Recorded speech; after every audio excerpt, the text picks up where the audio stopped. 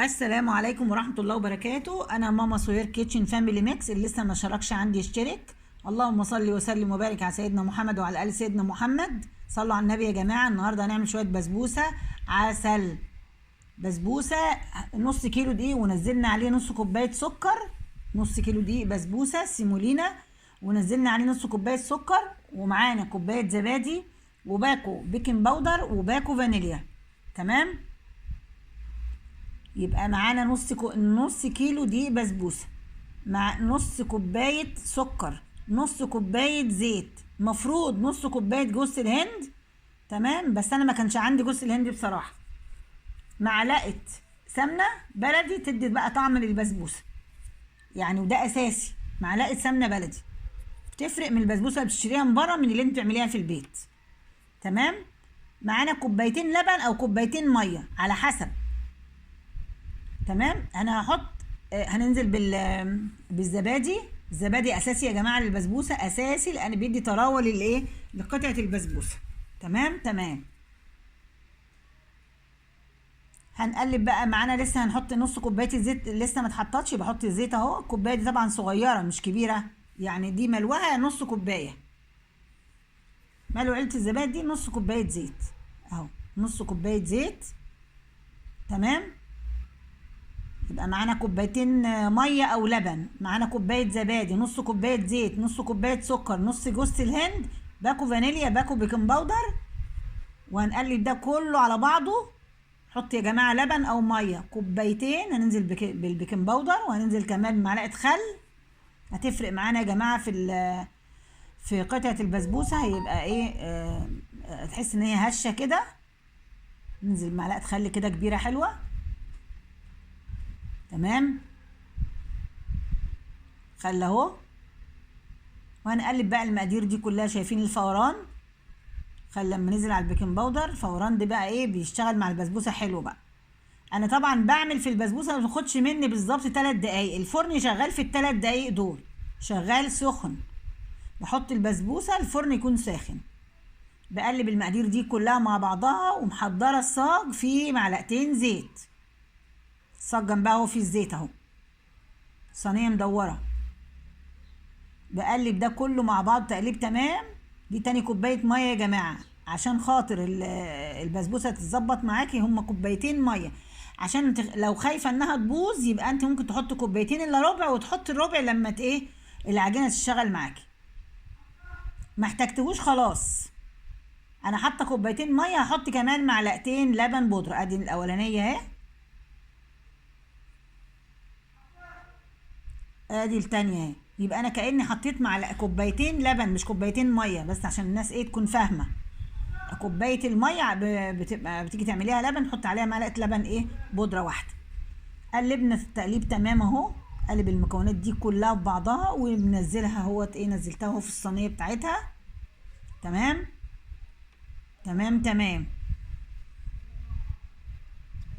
ننزلها في الصينيه بتاعتها بالاسباتولي بقى، ونجيب كل اللي في الطبق. نظبط التظابيط كده. تمام. جوز الهند يا جماعه بتوديها في حته تانية خالص، بتبين جمالها وحلاوتها وطعمتها. تمام. نزلت البسبوسه اهي، برج كده الصاج حلو كده عشان خاطر لو في فجوات هوا ولا حاجه. بنزلها كلها. طبعا الفرن قايد قبليها ايه ب5 دقايق. عندك سوداني او بندق، اللي عندك.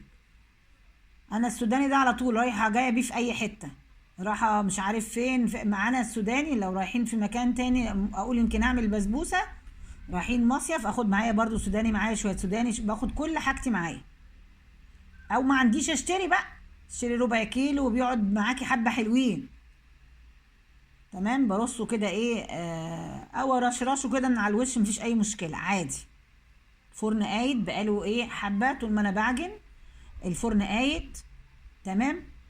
بحطها على الصاج في وسط الفرن من ناحيه فوق شويه. تمام.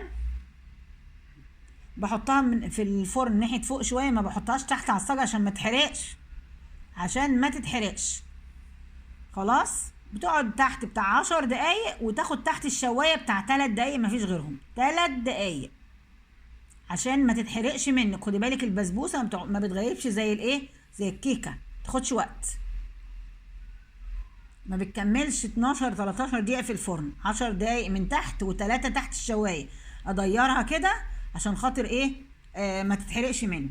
اللي عندها الفرن حامي من تحت زي عندي فرن حامي شويه، بتقوم جايبه ماليه حله ميه وتحطها تحت ايه، تحت الصينيه، سواء كيكه او بسبوسه. تقوم تاخد الايه الصهد اللي طالع من الايه، من الفرن، وطالما الفرن حامي لما تستوي وتطفي عليها طلعيها من الفرن لحسن هينشفها زياده. تمام تمام. السيرب اهو على النار اهو، زي ما قلت لك كوبايتين سكر وكوبايتين ميه، وبتغلي على النار، وبعد كده احط عليها الليمونتين. بعد ما تاخد غلوتين 3 حلوين كده اطلعها. شرط اساسي، البسبوسه طلعت اهي ما شاء الله اهي، وهي سخنه والسيرب سخن مش هينفع، فهسيب. انا استنيت لما البسبوسه بردت وسخنت السيرب تاني، وحطيته حاجه سخنه وحاجه ساقعه، حاجه سخنه وحاجه ساقعه، وتاني بقى اشيل بالكبشه بقى كده واحط لغايه ما تشرب معايا ايه كويس جدا، وتتملي سيرب كويس، تتملي عشان تبقى دايبه، عشان تبقى دايبه كده معايا وتبقى مسكره. املى بقى عليها كل ما تشرب اديها تاني، كل ما تشرب اديها تاني، وسيبها تهدى كده. واذا لقيتها عايز تاني برضو احط لها تاني، مفيش مشكله. تمام، تحفه تحفه تحفه. ايه رايك في البسبوسه؟ كلت منها؟ لا. طب قول لي كلت منها؟ كلت منها دقتها؟ تمام. لا ده منها يا جماعه. لا لا كل منها والله، البسبوسه الحاج كل منها بيقول عجبته. لا جميله، حلوه قوي.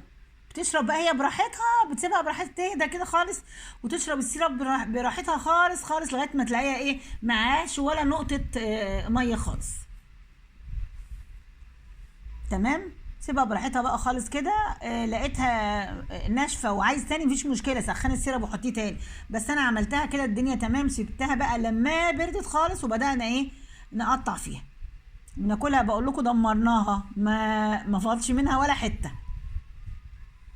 تمام. بص كل ما اكمني لقيتها شربت فحطيت لها تاني برضه اهو، كوبايتين ميه عليهم كوبايتين سكر. بتاع الكنافه بيبقى ايه، كوبايتين سكر عليهم كوبايه ميه واحده. تمام. انا سبتها صلى الله عليه وسلم، سبتها اهي ما بردت اهي. تمام. وبنزلها بقى كده بالراحه كده في الطبق اهي، ما شاء الله ولا قوه الا بالله، شربت كل السيرب. لو الصينيه جت تاني هتشوف. بصوا معلهاش نقطه، بصوا الارضيه فاضيه ازاي اهي، معلهاش نقطه ميه، شربته كله ما شاء الله، كانت زي الزبده حق ربنا. طبعا انا بصور لوحدي، وانا اللي بشيل البسبوسه بايدي وماسكه الكاميرا بايد، فاعذروني يا جماعه والله. بصوا بقى، وانا اللي باكل برضه. بصوا الجمال. اوعى وارقص يا حسين وهيص يا حسين، اوعى. شايفين الجمال والحلويات والشياكات شايفين البسبوسات، حلويات حلويات. شايفين الجمال، ما شاء الله ما شاء الله. ما تنسوش يا جماعة الورد اليومي بتاعكم في القرآن، وما تنسوش تصلوا على النبي كتير وتستغفروا ربنا كتير. طول ما انتوا بتعملوا الاكل بتاع بيتكم تستغفروا ربنا كتير وتصلوا على النبي كتير. بالصلاة على النبي بتنحل العقد وتنفك الكرب، وبيجي التواصل في البيت والبركة في البيت، وربنا بيحافظ عليكم ويحفظ ولادكم ويرزقكم الصحة والستر، وكل حاجة حلوة بتيجي بالصلاة على النبي صلى الله عليه وسلم. شايفين الجمال؟ جمال يا جمال، جماله يا جماله. وده كان الفيديو بتاعنا النهارده، ولسه ما حطش لايك لغايه دلوقتي. يحط، مستني ايه؟ حط اللايك يلا بسرعه، فرحني كده وقول لي، حط لي اللايك وقول لي انت من بلد ايه، بتتابعني منين او بتتابعيني منين. واشوفكم على خير، والى لقاء فيديو جديد ان شاء الله. بقالي كتير ما عملت فيديوهات، ادعوا لي ان شاء الله، كان عندي ظروف، ربنا يصلح الحال ان شاء الله. والسلام عليكم ورحمه الله وبركاته.